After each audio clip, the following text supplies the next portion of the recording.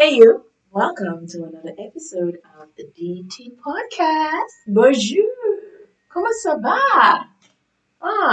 Bienvenue, DT Podcast. Wherever you're listening, welcome to DT Podcast. We are in the second episode. Okay, so let's get into it. We're gonna go straight into the tea of the week. We all know what that is. Who did not get married? So, guys, what I have to say on that is the key thing to remember, especially in this day and age, and remembering when seeking out a relationship. Blessed to all those who had the fortunate opportunity back in the days to find the love. And I know everyone wants to find that person, and everyone wants to be loved, and no one wants to be alone. No one wants to grow old alone. So it's a constant seeking for that person, right? And that's what led her to actually be out on Facebook dating and Hinge dating, trying to find that perfect person. And it's not easy. Not the perfect person, but the one right for her, the one who's real. Right now, we're just looking for someone who's real all the way through and through. And at least we ain't gonna make us gross. But on that tea about who the fuck did I get married? God, I just want to say one thing: boundaries, boundaries, discernment. That's gonna be a word for the week. Discernment. Later on, we're gonna get into that word for the week. Okay, it is so important to set stricter boundaries and to be super strong these days without wavering, to never break those boundaries and to put on our discernment on top tier. Because I'm telling you, people out there are vicious. They are vicious and they don't care who they take down with them. They have no sense of integrity, no morality. They are degrading to the lowest level. They don't care whatever means they go to try to break you down. They are very manipulative out there and they will go to the extreme. They will fool you to the highest level. And sometimes even the red flags, as in that case in this story, who the fuck did I get married, was super crystal clear. I sometimes emotions can run high and desperation just be at the top of those emotions when you are desperate and desperate for love, desperate for companionship. I remember the first thing she said in part one: I did not want to be alone during that time of COVID. It was a time where everyone was just clamoring. I know 2020 was a nightmare of a year. Everyone was clamoring and any ounce of human connection that they can possibly get to help them survive that pandemic. It was rough. So I can see all emotions are really raging at during that time. So a lot of the decisions that she made in that year led to the detriment of what she had to deal with the horror that she had to deal with. But it doesn't matter what's going on. In this day and age, more than ever, ladies, we have to be, and I'm speaking not only to the ladies, but to the men as well, because it's not only, ladies that get got, but there are men out there who do get got by it. So we gotta be more aware. We gotta be more discerning. We gotta, when we set a boundary, do not leap over your own boundaries that you set. Don't lower the fence. In fact, might as well just build a wall because a fence, yeah, it can be broken down. Might as well build an iron wall as tall as possible. You know, it is better to be. I'd rather be overprotective. I'd rather, be like investigator Like I will Google everything out. I will Google you out. I will research everything. I will do my own homework, and I will ensure, always ensure to do your homework on that person, to do your homework on everything, and do not make any small or major decisions without doing your homework. And when you do your homework, know when to call it quits. Don't keep it going. Because that's what happened, when she kept it going. You know, there was one thing that she mentioned in part four that when she was saying, I don't, that one line where she said, I don't know what it is, I wrote it down. I don't know what it is, but I know there's something. I don't know what it is, but I know there's something. Let me tell you, there is always something. There is always something. And the thing about that something is, it is something that is going to blow your world apart, or is it something that you can tolerate? And in this life, you shouldn't tolerate anything, but in this case, blow her life apart.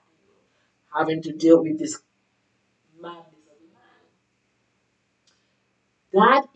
That gut feeling that she I don't know what it is, but I know there's something. And that is why she was hesitant about packing, even if she was there with all the hormonal changes, having to have gotten pregnant, and she didn't want to stay in that place, and something was telling her in her deep gut spirit that something is right. Then she started journaling, verbally journaling, creating a diary of the situation every day, of every moment, of everything that is happening, and how she feels about it. All of this was God. All of this was God.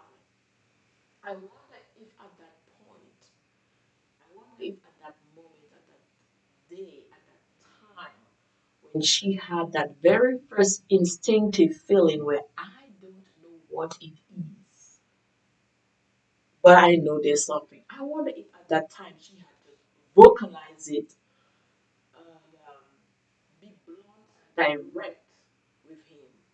And if he tried to manipulate with his narcissistic response, and if she had stood on her principle and her instinct and decided, get out of my house right at this point, maybe if she had done that, maybe then we'd be talking about a whole different story. Maybe she wouldn't have such a bad story, but then we can't always say, especially when all of this is happening. She got pregnant, which she got pregnant so soon into that relationship, which is also, I know for a certain that she was not wanting that. She was not expecting it, and she was not. Uh, it's like when she's trying to put all the pieces together, bam, look, she get pregnant at that point, and that, insult to injury, that just made it much more difficult in the decision making on what she's going to do and what's happening and what's going on and how can she deal with that. And in the midst of that, it's a pandemic going on, and she not wanting to be alone. The feeling of not wanting to be alone is the greatest feeling to overcome. And I feel like if we learn how to overcome the feeling of not wanting to be alone, we are more able to be stern and without a doubt and without shifting and without moving on what we want and what we expect and what we're going to accept. But because of that nagging, lonely feeling, because of that constant giving in to that feeling of not wanting to be alone, whether it is physically in a home, not wanting to be alone in a home by yourself, or whether it is actually in a relationship wise, if we learn how to accept being alone, not only accept it but enjoy it. go beyond just enjoying it, but prefer it. When you reach a place where you prefer to be alone, you just not only accept it, but you prefer it. Like having someone is like an accessory and not a need. Like having a partner is good to have, is an accessory. It's okay, it's nice to have, but being alone is also nice to be alone. And being by yourself is also sweet and wonderful as well as having someone is also sweet and wonderful. And you can do without being with someone because being by yourself is alone and sweet and wonderful to you. If you don't reach that place mentally, emotionally, spiritually, psychologically, where being alone and being by yourself is super satisfactory, where it gives you all of the satisfaction that being with someone can possibly give. You can laugh by yourself, you can have fun by yourself, you can go out, you can dress, and you can lavish love on yourself, you can pamper yourself, you can go to the spa, you can go to the movies, you can go to the show, go to what events, you can have a good time by yourself, you can go dining dinner by yourself and sit and enjoy the tranquility and the zen and the zeal of just you and God. If you are not at that place yet, and it's a struggle when you by yourself you feel alone, when you by yourself you feel like everyone is looking at you, being like, why is she there by herself? Or why is she not by the movies by herself? If you are worried about what people think, if you're inside of your house and you kind of like terrified of being inside your house all by yourself and you just hearing like, complete silence and then you turn the TV off or you turn on whatever your phone off or whatever it is, it's like the silence is killing you. If the silence is killing you need to heal that first. If by yourself the silence is killing you, you need to heal whatever it is that is inside of you that you're lacking.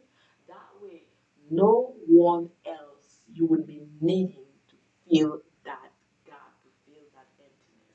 You have to feel that emptiness inside of you very much first before you go out there and try to get someone to fill it. Because guess what? If you don't do that, you're gonna start ignoring all the red flags. You're gonna see the red flags flashing in your face. You're gonna be hearing the siren go whoa, whoa, whoa, and you're gonna totally ignore all of those things. And it's not because you being stupid or you being idiot or you have no sense at all. It's not because of that. A lot of people that ignore red flags when they're seeking out love and being yourself to be with somebody else, to be in a relationship and not to be alone. A lot of people who are out there seeking out ignoring red flags. When you are ignoring red flags, it's because you are not at peace with yourself as yet. You're not at that place as yet. Trust and believe me, I've been there. I've ignored red flags. I literally see red flags, write it down, sat on my bed, go through it over my head. That was like long time, and be like, okay, you know what? Maybe I can work through that, or maybe I can help them overcome it, or maybe I can help them tune that in. But I'm so glad I'm not in that place anymore. Shatala. Praise God Almighty. Let me tell you, I wish I could give people that peace that I am feeling right now. I wish many people could have the peace that I have right now, the place that I've reached. But let me tell you, it takes time. Don't rush it. It takes time. It takes time. And trust and believe me, there is even more peace and more joy and more amazing feeling and more amazing wonderfulness. Every time I talk to God, like every time I talk to God, every time I have my moment of, meditation with God, I'm like, God, damn, I'm so grateful for you. Like I've never been so grateful, so appreciative of God in me and in my life than I've ever been before. I have been angry at God, mad at God before, upset at God. I've been, how would you say it, religiously back in those times, following, the ways, of godliness and righteousness, but not to the connection and to the place I am right now, the closeness. and the togetherness that I am with God right now. That I'm at a place where ain't nobody gonna come between me and God. I'm at the place where I remember the first time I made that statement, and it came from the depths of me, and it was at a place of great tragedy and confusion. And I sat and I stood there in front of the mirror and I said, God and me is the greatest majority. And that was when the beginning of finding my peace began. Finding that internal peace. Filling in that emptiness began. And let me tell you, it's been a journey. And every time, and more and more and more and more. So when I see this story and I watch her story and I see what she's actually saying through it, even if she's ignoring all those red flags, this is the reason why. This is the reason why she ignored those red flags. The emptiness, the loneliness, the complete isolation that she felt. Even if she had family and friends that she could talk to, but there was that emptiness, that loneliness, that isolation, that aloneness that she had yet to feel in herself. And that's why there's a lot of people out there, seeking, searching, and ignoring red flags. But hopefully, this story, who the fuck did I get married? Hopefully, her story will help many people. Not only don't look at her story as just, wow, okay, so this is what she went through. Okay, so this is what I need to do so I can avoid this. You can follow everything and try to do the opposite of what she did. All good and wonderful. Yes, you gotta do that. But let me tell you, all relationship is not the same, and all red flags won't come the same way. And all every way that whatever it is that whoever came to her, it might not come to you in the same way. However, that devil came into her life, and the devil come to her, and it will not come into the same way. You gotta find that inner peace for yourself. You gotta feel up that emptiness within, that there is no space for anyone else, for anyone to feel. It's only God and you that's gonna feel in that empty space. God and you that's only gonna feel in that empty space. Only God and you that's gonna feel in that empty space. You gotta fill that empty space with God in you. Once you fill in that empty space with God in you, everything else is accessory. You hear what I'm trying to say? Everything else is just accessory. Like you can do without, you know? Like the cherry on top of an ice cream. You can pretty much do without that cherry on top of the ice cream, but it's because nice is nice, nice for you to have. In the sun, everything is just accessory, accessory, accessory. You can pretty much do without. So that is what it is. You got to feel the emptiness. You gotta fill in that emptiness, gotta fill in that empty space. And my God, please be strong. Be strong. I was listening to an episode on one of my favorite podcasts, BTS podcast. Oh my God, these girls, amazing. I love them a lot. I do listen to BTS podcast religiously. Oh my God, they crack me up. These three beautiful black girls, they got it locked down. So I was listening to the podcast and one episode, one of the dilemma.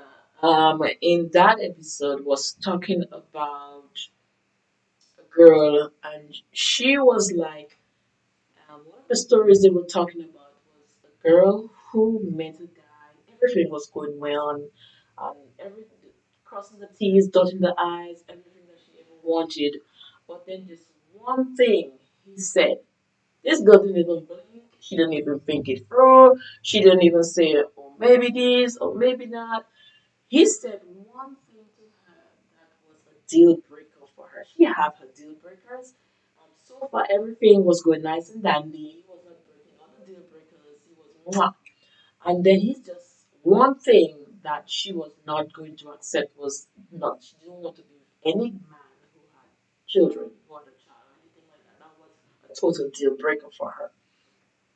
And for many people, they will be like, oh, that's not really so much of a red flag. Well, it is a red flag in many aspects if you really break it down.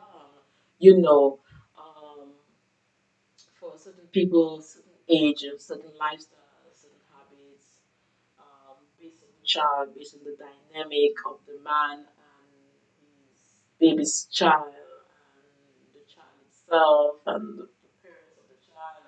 It's a whole a lot. When you get into a relationship with someone, you're not getting a relationship with only that person. You get a relationship with their family, and if they have a child, you get in a relationship with their child as well. And if they have the mother of the child in that relationship, you also get in a relationship with them as well.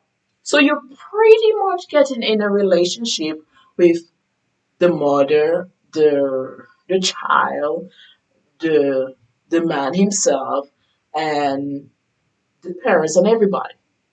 So you gotta take all this in account. And she said that was a deal breaker for her.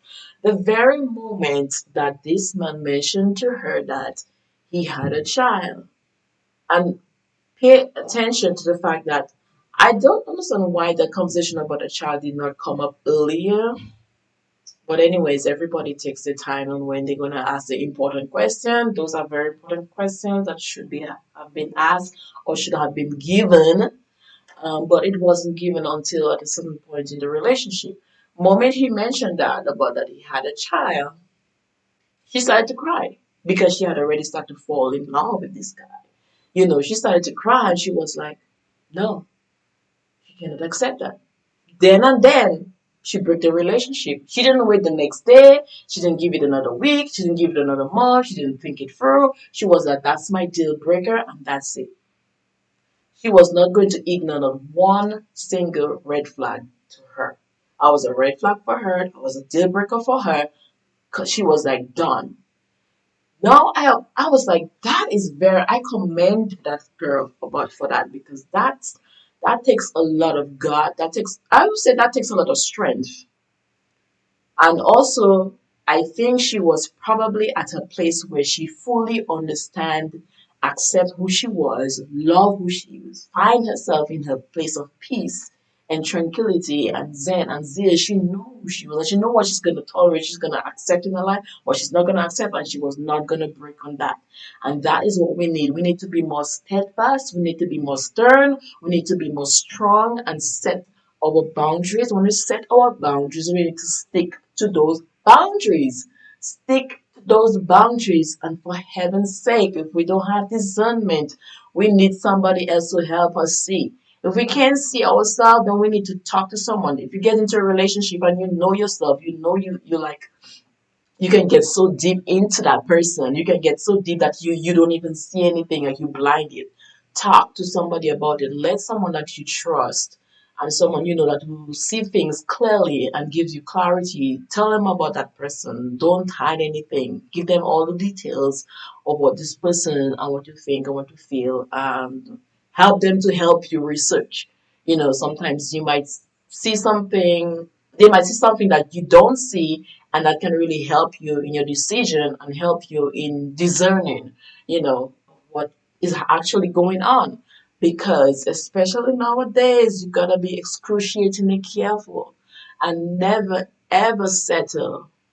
Never ever settle. They're different. They're different nowadays. You gotta remember that it's a different time. It is a totally different time. Just like how everything is different from 30 years ago, 40 years ago, 50 years ago, just like how everything is different, you know, than back in those days. You gotta remember that everything, technology is different, that is different. Also, the man is different. The woman different, the man different, they're different nowadays. I would say they're crazier nowadays. They are more diabolical nowadays, so they are more manipulative, they are more narcissistic nowadays, they are more self-indulged nowadays, they are more, scammers nowadays. So you gotta be careful, and you cannot date in the same way. Even if you're Gen Z or millennial or Gen whatever it is. So for some way, somehow, you keep dating like as if it is in the 1800s. Like people are still thinking and moving in the same way. They are not. They are not. They are coming with intentions, and you gotta make sure that they come in with good intentions into your life. You gotta find out what are your intentions.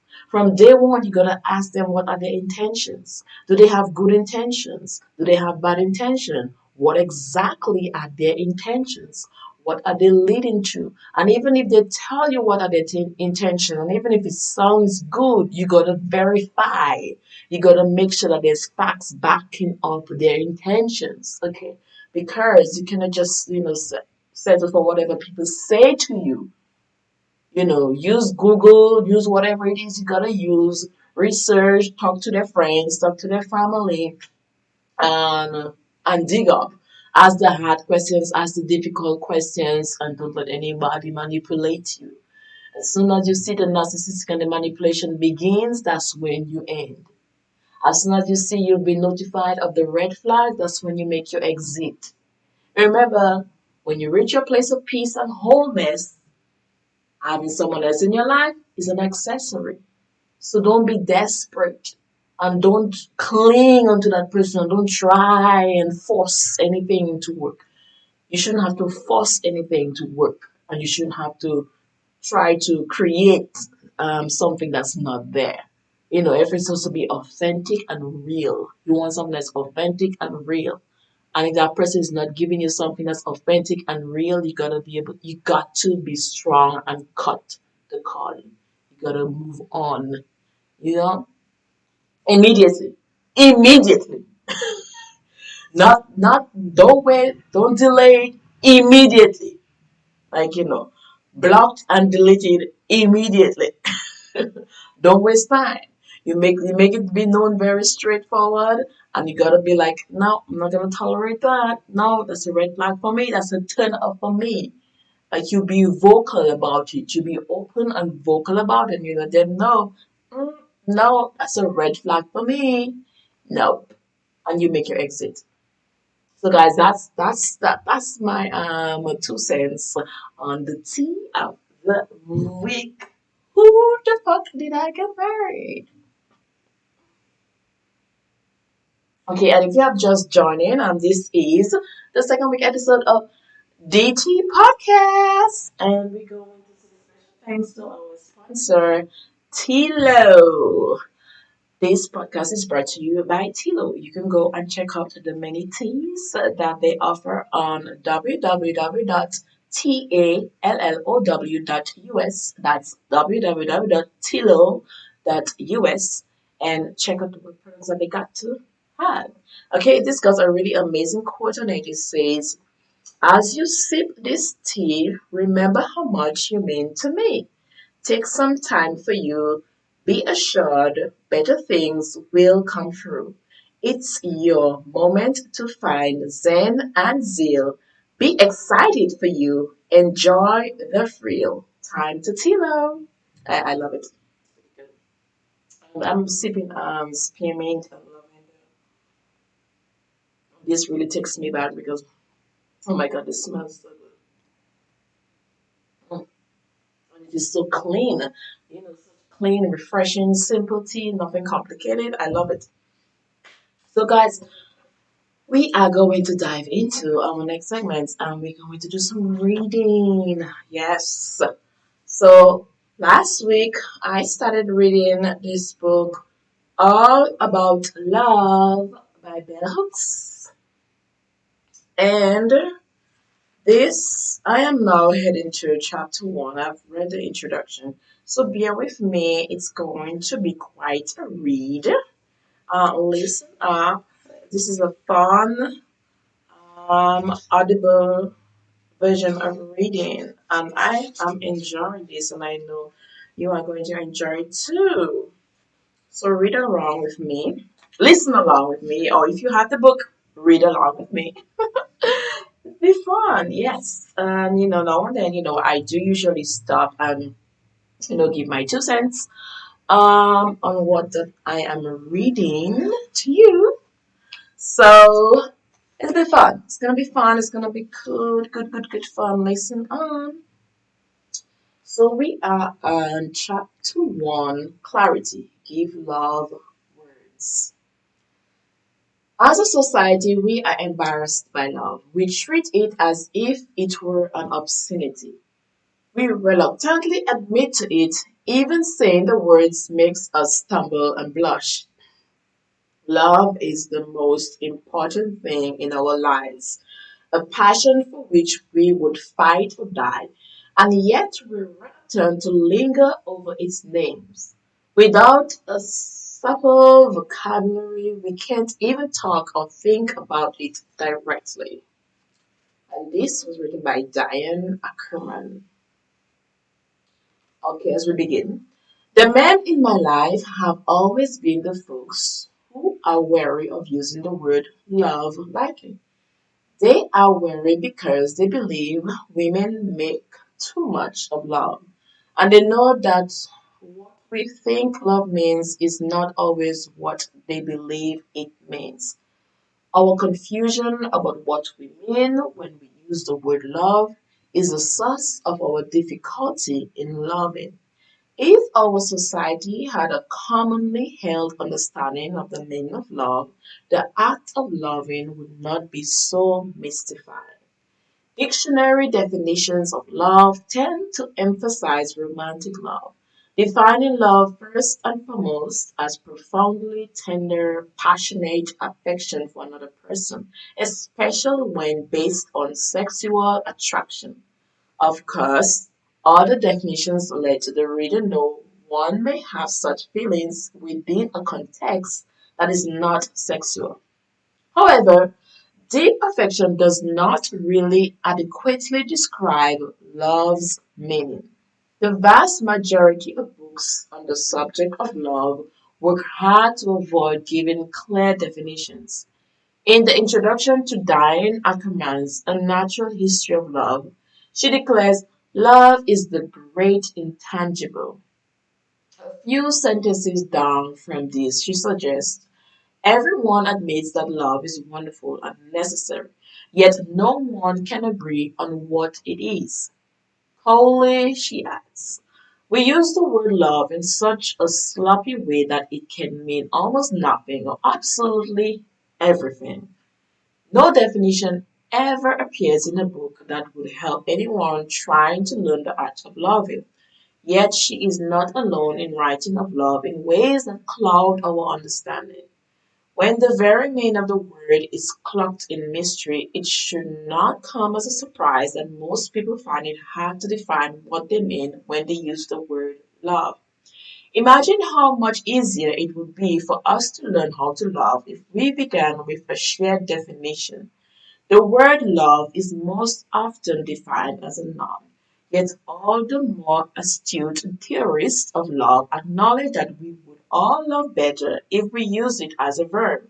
I spent years searching for a meaningful definition of the word love and was deeply relieved when I found out in psychiatrist M. Scott Peck's classic self-help book, The Road Less Traveled, first published in 1978, echoing the word Echoing the work of Eric Fromm, he defines love as the will to extend oneself for the purpose of nurturing one's own or another's spiritual growth.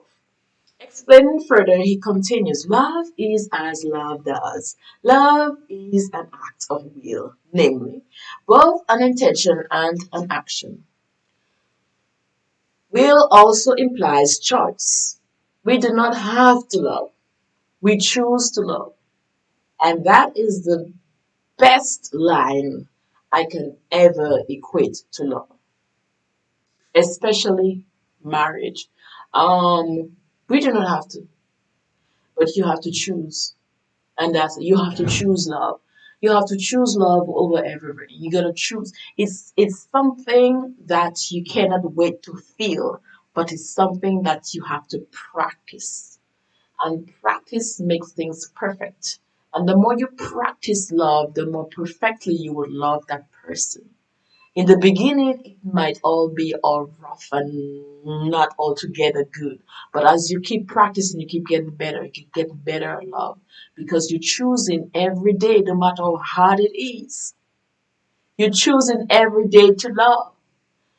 Muhammad Ali had a quote, and I may not be quoting it exactly this, but one thing I remember in the quote where he says that he did not like to exercise, he did not like to work out. He was not happy about going to work out, but he just did it. He said he just could not quit. He made up his mind that he's not gonna quit. But he didn't enjoy it, he didn't like it. But he just decided I'm not gonna quit. Even if I don't like it and I don't enjoy it, I don't enjoy working out, but I see the end goal. And I know that is what I have to do in order to get to that end goal. It's the same case with love. You gotta practice love, you gotta choose love. You gotta choose to love, and the choice of loving is hard because it's something that you have to practice and you have to get perfect. You gotta perfect the way in which you love. And every day the way you love yesterday, the way you love 3 years ago is not gonna be the same way you're supposed to be loving. If you're loving in the same way, you are not growing in love. You are being very weak in the way that you love. You are not choosing to love. You are being laissez-faire. You are being idle. You're not giving in your best. You're not working out. You gotta work out. You gotta get to that gym of love and you gotta work out. You gotta get better at loving. And that I think is the most profound and the best definition you can possibly give in terms of if somebody asks you, how can I love? How can I love? This is how you love. First you choose and second you practice. You practice love. I think that's the best thing. Moving on. Okay, let's read along. Since the choice must be made to nurture growth, this definition counters the more widely accepted assumption that we love instinctually. Everyone who has witnessed the growth process of a child from the moment of birth on sees clearly that before language is known, before the identity of caretakers is recognized, babies respond to affectionate care. Usually, they respond with sounds or looks of pleasure. As they grow older, they respond to affectionate care by giving affection, cooing at the sight of a welcome caretaker. Affection is only one ingredient of love. To truly love, we must learn to mix various ingredients: care, affection, recognition, respect, commitment, and trust, as well as honest and open communication. Learning faulty definitions of love when we are quite young makes it difficult to be loving as we grow older. We start out committed to the right path but go in the wrong direction. Most of us learn early on to think of love as a feeling. That is true. When we feel deeply drawn to someone, we connect with I must laugh at that word. We connect with them, and that is, we invest feelings or emotion in them. That process of investment wherein a loved one becomes important to us is called cathexis. Okay, that's really cool. That's really cool. I learned a word today, cathexis. In his book, Peck rightly emphasizes that most of us confuse caffecting with loving. We all know how often individuals feel connected to someone through the process of caffecting, insist that they love the other person even if they are hurting or neglecting them. Let's read that over again. We all know how often individuals feeling connected to someone through the process of connecting insist that they love the other person even if they are hurting or neglecting them. Hmm. Since their feelings is that of cathexis, they insist that what they feel is love. I would not accept that. Yeah, because you're gonna love someone even to the point of their hurting or neglecting you. No, my people. Okay. Moving on, when we understand love as the will to nurture our own and another's spiritual growth, it becomes clear that we cannot claim to love if we are hurtful and abusive. So, love and abuse cannot coexist. Abuse and neglect are, by definition, the opposites of nurturance and care. That's right. Often we hear of a man who beats his children and wife and then goes to the corner bar and passionately proclaims how much he loves them. Oh, yeah, that's a narcissistic person, manipulative and controlling. That's a big no. If you talk to the wife on a good day, she may also insist he loves her. That's because yeah, we all know. Despite his violence. An overwhelming majority of us come from dysfunctional families in which we were taught we were not okay, where where we were shamed verbally and or physically abused and emotionally neglected, even as we were also taught to believe that we were loved. For most folks, it is just too frightening to embrace a definition of love that would no longer enable us to see love as a present in our families. Too many of us need to cling to a notion of love that either makes abuse acceptable or at least makes it seem that whatever happened was not that bad. But it actually is very much that bad. Raised in a family in which aggressive shaming and verbal humiliation coexisted with lots of affection and care, I had difficulty embracing the term dysfunctional. I can totally see that. You know, especially most people would not want to think that they were in a dysfunctional home because this kind of like gives like such of a stigma and kind of make you feel like less than, you think, oh, I came from a dysfunctional home. It's only when you come to a place of healing that you reflect back.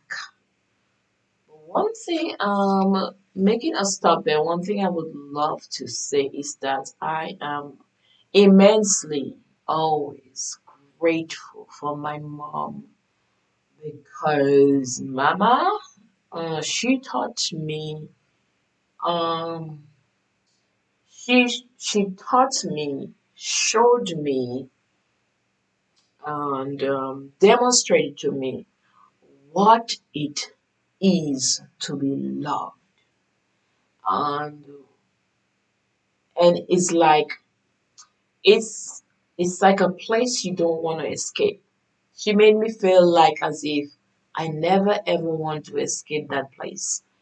And in remembering her, every time I remember her, I remember the love, the intensity of which she loved me and taught, and the way in which she would sit me down and speak to me, and the manner in which she would correct with her words. She would sit down and correct with her words and explain why.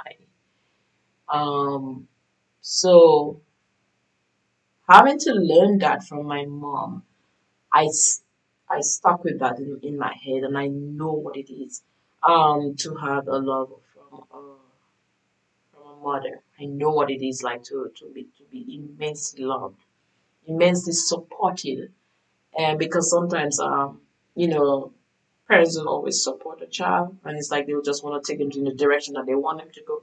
But she will make sure that she put me into everything, and then she will be like, "Find your passion. I'm putting you to do everything, and you gotta find your passion in some way, somehow, in something, somehow, and whatever it is I see that you're passionate about, I'm gonna be grilling and helping you to get better at that." Never forget those lessons, So moving on, and even as I go along in life and suffering the tragedy of the first death, the death of my mom, and then after moving on and facing calamity and tragedy and pain and struggle, and as a child, facing all those things and then having to go through again, you know um the death of my grandma, then having to, it's like when you see all different aspects of life. You know, you get to see the good, the bad, and the ugly, and you learn as you go along, you know, the pathways of life. And you begin to, as you go older and you heal better, you begin to value that time in your history. You know, have you ever reflected on on the time of your history? Have you reflected on your life and realized that your life is literally like history being written? Have you ever reflected on your life and see your life as a legacy? Have you ever reflected on your life and see yourself as a legend? Like some way, somehow, in small circles or in big circles, something is being written about you in history. Something is already, you know, has already been laid out, you know, in history for you. Are you fulfilling that purpose? Are you determined and on that path of being purpose fulfilled? Your past is literally whatever you learn in the language of love, whatever you learn about love, whether it is from your parents, your grandparents, your siblings, or your family, your friends, as you grow and you get older. You know, you learn love, you learn all the different aspects of love, and you learn what is not love, and what love looks like, and what love does not look like. And so when you start begin to then you start begin to even as a teenager whatever it is begin, you know, relate into relationship and in the search of that intimacy, sometimes you forget the lessons that you learned as a child. And a lot of time that's what happens, because if we remember the lesson that we learned, because as a child you see, if whether if you go in a dysfunctional home or you go in a home of love, or you, it's a combination of both, because you can have a combination of both. You can go in a home that have love, and you can go in a home that have is a combination of both. Or you can be going from homes to home, and you experience a home loving home, and you experience a home that is not loving. You as a child, during those tender age, you learn what love is, you know. But at some point during between late adolescence and early adulthood, you forget. You completely forget, and you have to learn again. You know, you have to remember the lessons again. You have to go through experiences that you saw with your eyes, things that you saw your mother go through, you saw your father go through, things, relationship that you saw played out before your eyes.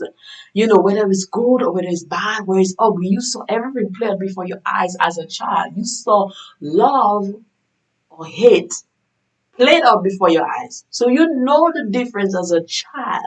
But at some point, you completely forget all about those lessons. You know all of those things. And you start all over again because why you wanted to get those experiences yourself. And henceforth, that's where we start making those mistakes. And a lot of times we see ourselves or we see others make the same mistake that their parents made or their grandparents made, because you completely forget or ignored those lessons that you have already learned as a child. And so then it's like you think it you think you could have not repeat history, but life is life is funny. You could have not repeat history, but somehow you end up repeating history. Why? Because that stubbornness, that that urge inside of you to want to know what it is, what it feels like, or to believe, you know, in whatever it is somebody is saying to you, and you go through that dogma. Remember the story we talked about earlier in the podcast. All those experiences that we encounter as young adults, we see our parents go through that, and we know the difference as a child. And many times, many of us as a child, because I remember as a child, I would literally write down and be like, okay, this is what I am not gonna allow. And this is what I want in my life. This is what exactly I'm going to do. As a child, tender age, I wrote those things down. I used to write a lot. So I wrote those things down and I knew the difference. I knew what it is. I knew what it felt like and what it is to be loved and how love is also demonstrated because my mom showed me. And I knew what it is to be hated and not to be loved because I saw it from the other side. Um, but what happened between those times? I wish I could just go back and read those writings again and be like, damn, if I just follow my writings, my own writings, my own lessons that I wrote down that I've learned by watching and seeing, okay, this is what she did. I'm gonna do better at that, or this is the part that this is what led to this, or this is what or this. And if you just followed those little lessons as a child, that's where you got to pay attention. And for those who have children, tell your children to pay attention to the lessons that you are teaching to them, and tell them to write it down, and tell them to visit those writing every year of their life. So that way they would avoid making those mistakes, especially in love, in relationship, in career, in whatever decisions that they're making, they will avoid and they'll continue the path of making good decisions and leave a legacy of making good decisions and avoid having to go through this pathway of being lost in love or being caught up in entanglement or situationships or calamity, or ignoring red flags and all of those things there.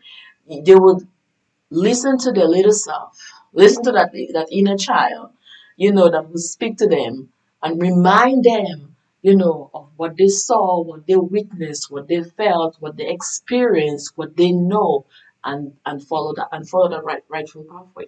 Okay, moving on after a long rant. Okay, moving on back to what I was reading.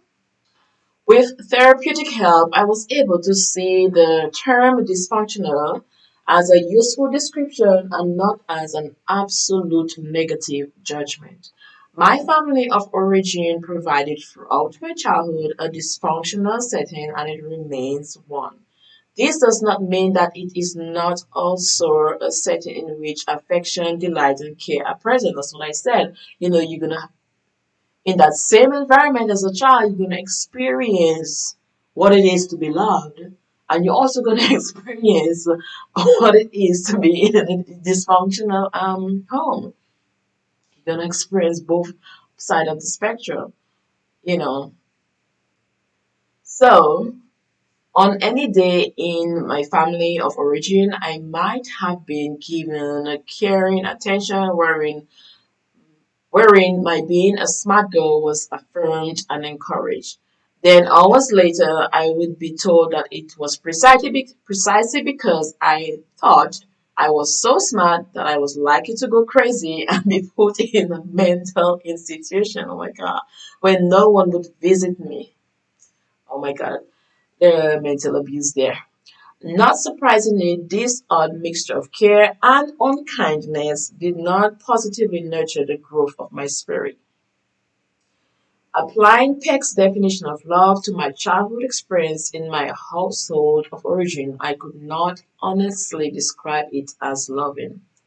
Pressed in therapy to describe my household of origin in terms of whether it was loving or not, I painfully admitted that I did not feel loved in our household, but that I did feel cared for. And outside my household of origin, I felt genuinely loved by individual family members like my grandfather. This experience of genuine love, a combination of care, commitment, trust, knowledge, responsibility, and respect, nurtured my wounded spirit and enabled me to survive acts of lovelessness. I am grateful to have been raised in a family that was caring and strongly believe that had my parents been loved well by their parents, they would have given that love to their children. They gave what they had been given care. Remember, care is a dimension of love, but simply giving care does not mean we are loving.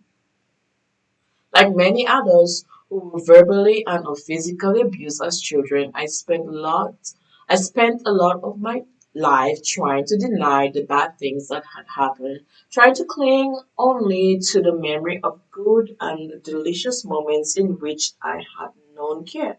In my case, the most successful I became, the sorry, let's read that again. In my case, the more successful I became, the more I wanted to cease speaking the truth about my childhood.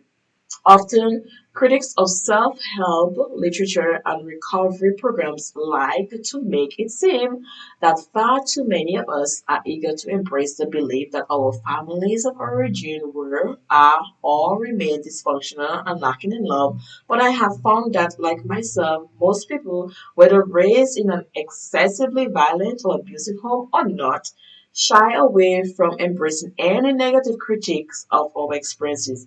Usually, it requires some therapeutic intervention, whether through literature that teaches and enlightens us or therapy before many of us can even begin to critically examine child experiences and acknowledge the ways in which they have had an impact on our adult behavior. Most of us find it difficult to accept a definition of love that says we are never loved in a context where there is abuse. Most psychologically and or physically abused children have been taught by parenting adults that love can coexist with abuse. No, it's a big lie. And in extreme cases, that abuse is an expression of love. Oh God, major lie. This faulty thinking often shapes our adult perceptions of love.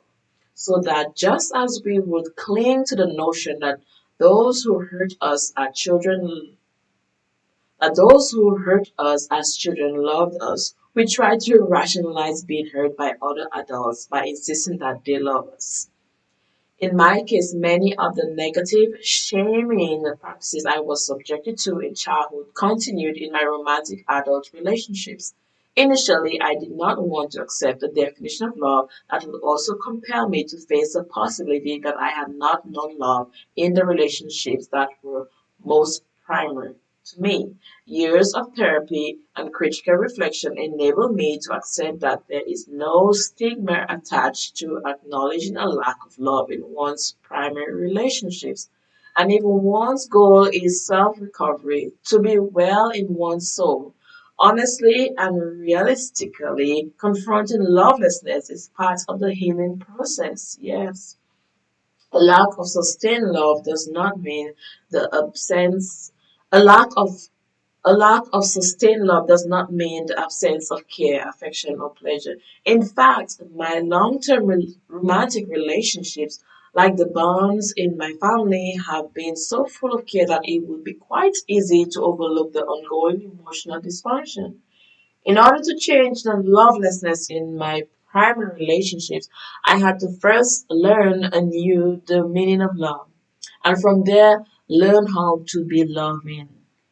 Learn how to be loving, loving. Learn how to be loving. Embracing a definition of love that was clear was the first step in the process.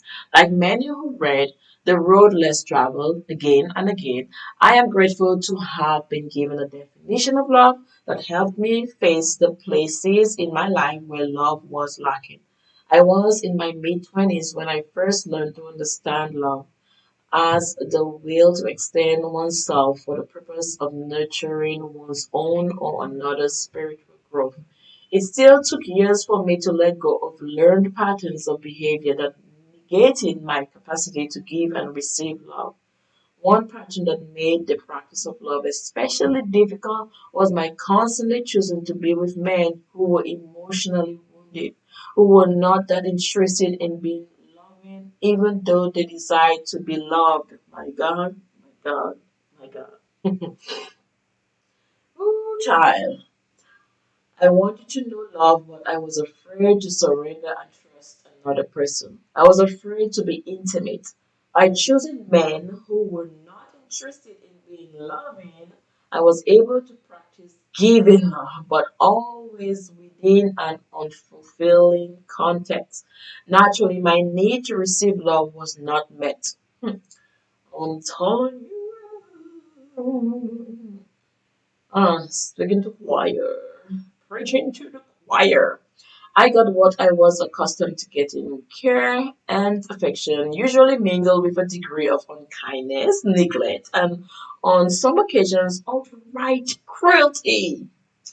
At times, I was unkind. It took me a long time to recognize that while I wanted to know love, I was afraid to be truly intimate.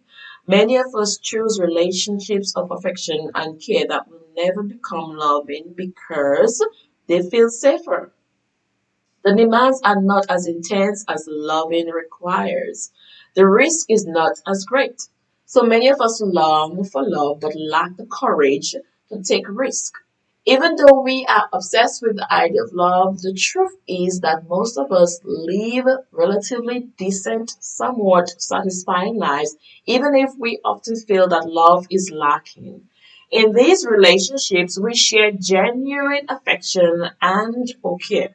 For most of us, that feels like enough because it is usually a lot more than we receive in our families of origin. Undoubtedly, many of us are more comfortable with the notion that love can mean anything to anybody, precisely because when we define it with precision and clarity, it brings us face to face with our lacks, with terrible alienation. The truth is, far too many people in our culture do not know what love is. And this not knowing feels like a terrible secret, a lack that we have to cover up. Had I been given a clear definition of love earlier in my life, it would not have taken me so long to become a more loving person. Had I shared with others a common understanding of what it means to love, it would have been easier to create love. It is particularly distressing that so many recent books on love continue to insist that definitions of love are unnecessary and meaninless. Or worse, the author suggests love should mean something different to men than it does to women. That the sexes should respect and adapt to our inability to communicate since we do not share the same language. Disagree with that notion. Um, this type of literature is popular because it does not demand a change in fixed ways of thinking about gender roles, culture, or love. Rather than sharing strategies that would help us become more loving, it actually encourages everyone to adapt to circumstances where love is lacking. Women, more so than men, rush out to purchase this literature. We do so because collectively we are concerned about lovelessness. Since many women believe they will never know fulfilling love, they are willing to settle for strategies that help ease the pain and increase the peace, pleasure, and playfulness in existing relationships, particularly romantic ones. No vehicle in our culture exists for readers to talk back to the writers of this literature, and we do not really know if it has been truly useful, if it promotes constructive change. The fact that women, more than men, buy self-help books using our consumer dollars to help to keep specific books on bestseller lists is no indication that these books actually help us transform our lives. I have bought tons of self-help books. Only a very few have really made a difference in my life. This is true for many readers. The lack of an ongoing public discussion and public policy about the practice of love in our culture and in our lives means that we still look to books as a primary source of guidance and direction. Large numbers of readers embrace Peck's definition of love and are applying it to their lives in ways that are helpful and transformative. We can spread the word by evoking this definition in day to day conversations, not just when we talk to other adults, but in our conversations with children and teenagers. That's very important in our conversations with children and teenagers. In our conversations with children and teenagers, this is so important for those of us that have children. For those of you who have children, um, is so important. Conversations of love with your children and teenagers. You know, when we intervene on mystifying assumptions that love cannot be defined by offering workable, useful definitions, we are already creating a context where love can begin to flourish. Some folks have difficulty with Peck's definition of love because he used the word spiritual. He is referring to that dimension of our core reality where mind, body, and spirit are one. An individual does not need to be a believer in a religion to embrace the idea that there is an animating principle in the self, a life force. Some of us call it soul, that when nurtured enhances our capacity to be more fully self actualized and able to engage in communion with the world around us. To begin, by always thinking of love as an action rather than a feeling is one way in which anyone using the word in this manner automatically assumes accountability and responsibility. We are often taught we have no control over our feelings, yet most of us accept that we choose our actions, that intention and will inform what we do. We also accept that our actions have consequences. To think of actions shaping feels is one way we rid ourselves of conventionally accepted assumptions, such as that parents love their children or that one simply falls in love without exercising will or choice, that there are such things as crimes of passion, etc. He killed her because he loved her so much. Um, if we were constantly remembering that love is as love does, we would not use the word in a manner that devalues and degrades its meaning. When we are loving, we openly and honestly express care, affection, responsibility, respect, commitment, and trust.